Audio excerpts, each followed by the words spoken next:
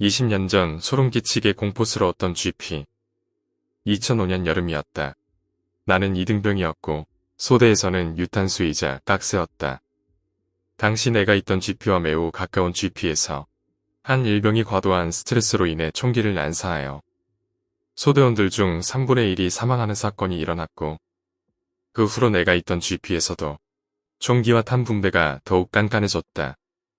예전에는 소대장이나 부소대장이 없이도 각자가 알아서 근무 시간이 되면 상황병에게 보고하고 탄을 가져간 후 다시 자진 반납하는 시기였지만, 이후로는 소대장과 부소대장이 반드시 확인했다. 그리고 그 사건 이후 각 부대의 대대장이나 중대장이 GP를 돌며 1박을 하면서 GP를 지키는 수색대원들의 고충을 듣는 위로 이벤트가 시작되었다. 우리 소대는 군기가 과도하게 세지도 않았고 소대원들끼리 형과 동생처럼 매우 친하게 지냈기 때문에 그런 면에서 별 고충은 없었다. 그러나 모든 GP원들이 GP 지하에 있는 8벙커에 대해 많은 불만을 가지고 있었는데, 그 이유는 과거의 8벙커에서 있었던 두 가지 사건과 그 사건 이후 계속되는 이상한 일들 때문이었다. 첫 번째 사건은 1990년대 후반의 일인데, 여자친구에게 차인 모 상병이 차단작전 시간이 되도록 나타나지 않고 내무실에도 없어서 부소대장이 이상히 여기고는 벙커를 돌아다니다가 8벙커에서 케이블 타이를 목에 메고 숨져있는 모 상병을 발견한 사건이다. 이후로 8벙커에 가는 병사들은 이상하게도 숨이 막히고 답답한 증상을 겪었다고 한다. 두 번째 사건은 2002년 월드컵 때 GP에서 기르던 번개라는 잡종견이 소대원들의 월드컵 시청 도중 미친 듯이 짖더니 갑자기 어디론가 뛰어가서 소대원 2명이 잡으러 따라갔는데, 번개가 8벙커로 가서 막 짖더란다. 소대원들이 이상하게 생각해서 번개를 놔두고 다시 와서 고참을 불렀는데, 고참과 함께 8벙커로 가보니 번개가 뒤집어진 채 죽어가고 있었고, 자세히 보니 가래가 긴 듯 목을 그르렁거리며 숨을 못 쉬고 있었단다. 그래서 번개를 들고 벙커 밖으로 나오자 언제 그랬냐는 듯 곧 생생하게 살아났고, 번개를 안고 다시 8벙커로 가려고 하자 번개가 낑낑거리며 오들오들 떨었다고 한다. 당시 GP원들은 그곳이 예전에 자살한 모 상병의 원혼 때문이라 믿고 건빵과 담배 등으로 자신들만의 위령제를 지내기도 했다 한다. 이후 8벙커는 너무 구석진 곳이라 좋지 않은 사건이 또 일어날 수 있다는 이유로 폐쇄되었다가 2003년 11월에 가까운 GP에서 북한 GP와 작은 교전이 일어난 후 사용하기 시작하였는데, 모든 벙커들 중 유일하게 장마철에도 물이 안 고이고 배수로가 잘 되어 있었던 곳이라 고양이가 많이 살았다.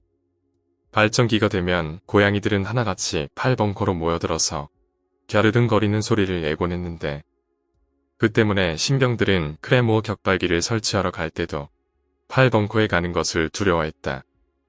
그러나 병정들은 덕분에 한산한 8벙커에 짱 박혀서 담배를 피곤 했다. 게다가 아까도 말했듯이 8벙커는 우리 GP에서 유일하게 물에 잠기지 않는 배수시설이 되어 있는 곳이었다. 장마철에 짱 박히기엔 최고의 자리였다.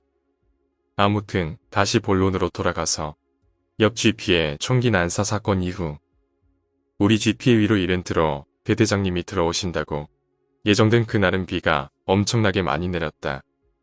덕분에 대대장님이 들어오신다고 청소를 하거나 잡초를 제거할 필요가 없어졌지만, 언제 들어오실지 모르는 대대장님과 약식 근무에서 정식 근무로의 근무 전환, 그리고 한낮에도 밤과 같이 어두운 날씨와 강한 바람, 그리고 정말 폭포 같은 비로 인해 GP원들의 기분이 매우 울적했었고, 내무실이 있는 벙커에 물이 차오르기 시작하여 침상 아래 놓아둔 슬리퍼가 떠다닐 때쯤에는 모든 수색대원들의 신경이 곤두섰다.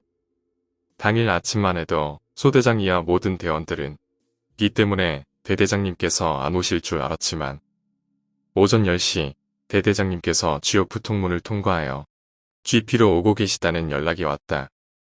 그날은 유난히도 비구름이 짙었고 낮은데도 경계등을 켜야 할 만큼 날씨는 매우 어두웠다. 게다가 그 전날 새벽에 번개가 치는 바람에 GP 주변에 심어두었던 크레모아가 터지기도 했기에 소 대장님은 매우 긴장해 있었다. 그 와중에 머리가 일반인처럼 길었던 한 말년 병장이 소 대장님의 눈에 띄었고 소 대장님은 고래고래 소리를 지르며 깍새였던 나에게 그 고참의 머리를 깎으라고 했다. 하늘 같은 고참인 말년 병장의 머리를 깎아야 하는 이등병의 심정을 알까? 게다가 머리를 깎는 곳으로 쓰였던 체력 단련실은 이미 물에 잠겼기에 우리는 유일하게 물에 안 잠긴 거울도 없고 조명도 없는 게다가 흉흉한 소문이 도는 팔 벙커에서 머리를 깎아야만 했다. 그런데 그 고참은 나의 떨리는 마음을 알아챘는지 못 깎아도 좋으니 걱정 말라고 했다. 저녁하면 어차피 기를 머린데 그냥 바리깡으로 짧게 깎아라 라고 말하며 웃던 그 고참의 얼굴이 기억난다. 이등병에게도 호의를 베푸는 고마운 말년 병장. 이게 평소 우리 소대의 모습이었다.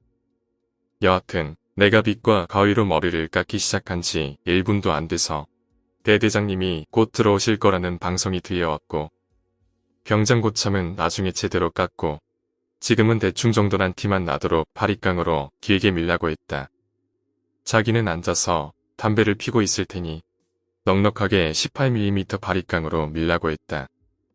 나를 포함 병장이 아닌 소대원들은 9mm로 밀곤 했다. 어두운 벙커에 가위와 빗, 그리고 6mm와 9mm 바리깡만 들고 왔던 나는 8벙커에서 담배를 피는 고참을 뒤로하고 손전등과 18mm 바리깡을 가지러 GP의 반대쪽 벙커에 있는 체력 단련실까지 뛰어갔다 왔다.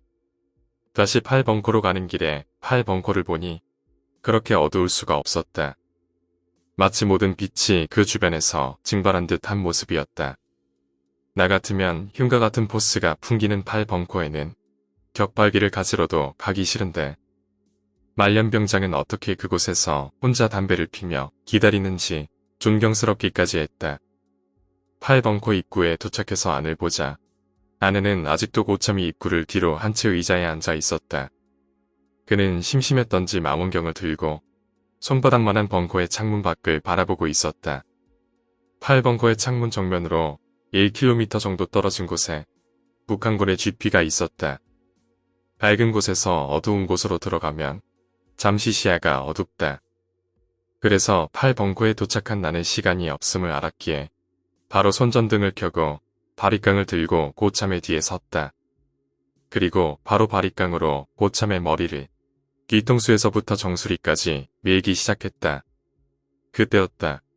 뭐하는 짓이야 임마. 뒤에서 소대장님의 찢어지는 듯한 고함 소리가 들렸고 난 뒤를 돌아보았다.